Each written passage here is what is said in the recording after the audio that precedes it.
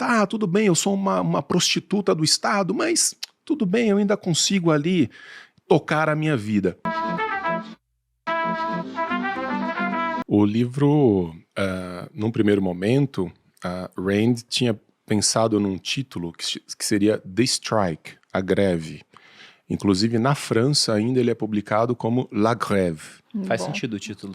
The Strike, que é exatamente a ideia de que num determinado momento, quem é John Galt? Quem é John Galt? Esse John Galt aparece para um discurso de 70 páginas no final do livro. De 3 fucking horas, que velho. é um discurso extraordinário, no qual ele basicamente lança as bases de uma nova sociedade e dá a seguinte lição, fala, olha, nós estamos aqui, nós os construtores, os cientistas, as locomotivas da sociedade, nós estamos sendo punidos pelo nosso sucesso nessa era da inveja, né? Então você tem que sacrificar o sujeito que realiza, que constrói, você tem que parasitar o sujeito que entrega. Pois bem, vamos mostrar para vocês quem depende de quem.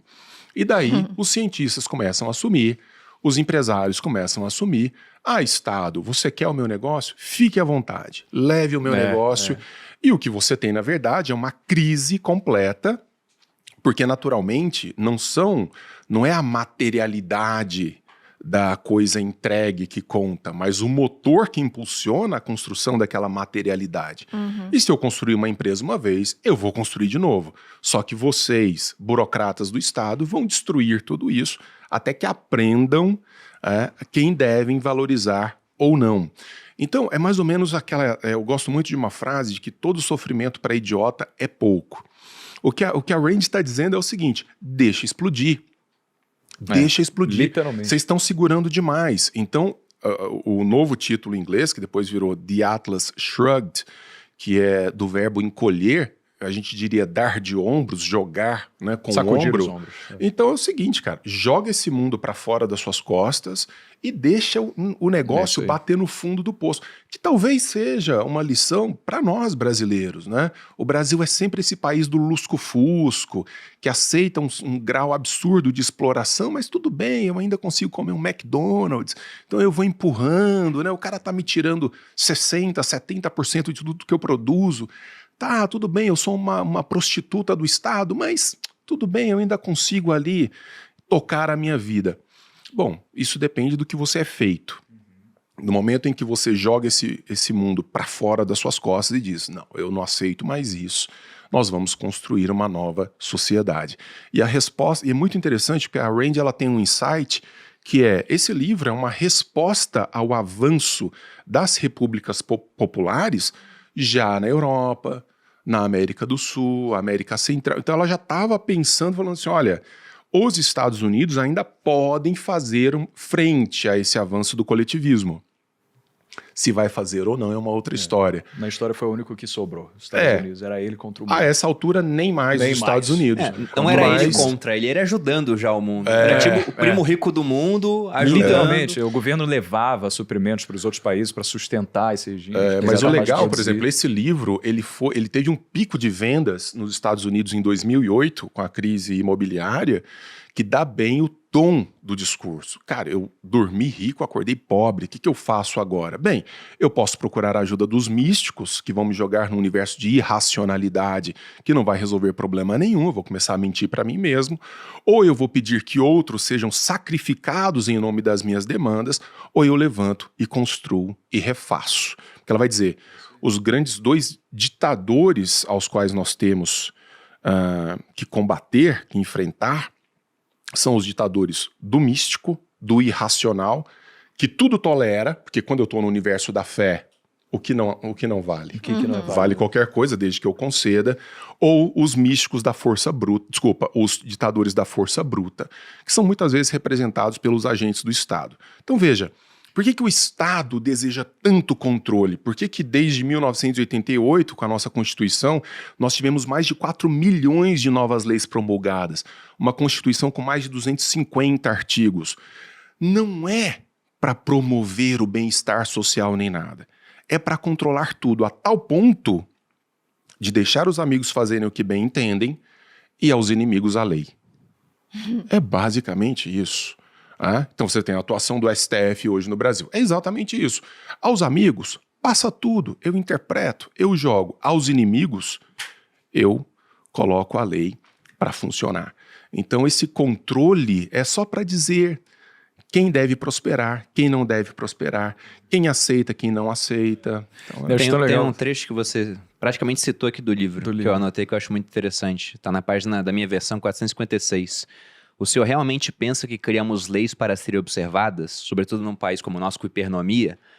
Não, nós queremos que sejam desrespeitadas. Governar com poder de polícia e chantagem é mais fácil. Exatamente. Você cria uma lei, o cara não cumpre, mas aquelas leis que o Brasil tem tanto, né? Essa lei tá lá, mas não colou, ninguém segue. Até uma hora que o cara fala, ué, mas tu não tá seguindo a lei, mas tá aqui, ó. Você tem que seguir. Por isso que as pautas coletivistas são tão importantes num país como esse, né? Então você tem que dissolver a ideia de indivíduo. O que contam? Os grupos. Então, o coletivo dos negros, o coletivo dos brancos, o coletivo dos gays, o coletivo dos sindicatos, os coletivos. Só que você tem que se lembrar, em última instância, que esses coletivos não têm uma existência concreta. Quem manda nos coletivos são alguns poucos indivíduos, quando não um indivíduo. Em última instância, a gente está falando sempre do interesse egoísta de um indivíduo, nesse caso se impondo ao outro. Então, um egoísmo irracional, ele se viola na sua natureza. Quando é que o egoísmo se torna racional? Eu não quero depender de ninguém, não quero que você dependa de mim, mas isso não me impede de colaborar. De novo, eu insisto nesse ponto. Só é sacrifício, por isso que a Rand vai dizer que um homem livre e racionalmente egoísta não usa o termo sacrifício. O termo sacrifício é trocar uma coisa que para você tem mais valor por uma coisa que para você tem menos valor. Isso é sacrifício. Então, quando pedem de mim alguma coisa que eu não gostaria de fazer. Agora, se eu saio daqui, eu tenho dinheiro, eu tenho condições de ajudar, e aquilo para mim faz sentido, tem um valor superior, eu voluntariamente vou colaborar com aquela pessoa, isso não é sacrifício, isso é integridade. Quando eu fico de madrugada escrevendo esses livros, isso não é sacrifício, isso é integridade. Porque eu estou trocando uma coisa de menor valor, que eu poderia estar dormindo, por uma coisa de maior valor, que para mim é escrever de madrugada. Então esse é o ponto. Essa gente que diz assim, eu trabalho pela causa da empresa, eu demito na hora. Eu fico 2 meses aqui trabalhando de graça porque eu visto a camisa da empresa. Rua! Eu quero gente egoísta trabalhando comigo. Eu quero que o cara queira ficar ele próprio rico e faça o melhor para ele ficar rico, porque por via de consequência, isso vai me beneficiar também.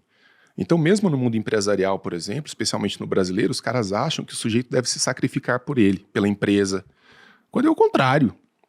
Quando é o contrário, que ele tem a satisfação de estar ali como um sujeito egoísta, que todos nós somos, até o Nietzsche vai falar isso, né, muito alinhado com a Ayn Rand, ele vai dizer, todos nós agimos por egoísmo.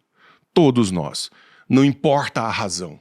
Sempre tem um interesse egoísta. Não, mas eu faço é por altruísmo, eu faço é para ajudar as outras pessoas. Mas você faz por um motivo ou outro. Ou a salvação. Se sentir bem. Ou se sentir bem, mas no sentido do olhar do outro, até bem querer. Quem participa de algum grupo coletivista, geralmente é por algum tipo de egoísmo. Para se sentir pertencente. Agora, se você participar de um grupo voluntariamente, diante de uma causa livremente estabelecida, a Rand vai dizer, maravilhoso. O problema são quando as pautas coletivistas começam a se impor. Te obrigam a participar. Aí vem as cotas, aí vem toda uma estrutura estatal que te manda calar a boca, que você não pode fazer alguma coisa. Nós chegamos ao cúmulo de começar a proibir as pessoas de dizer.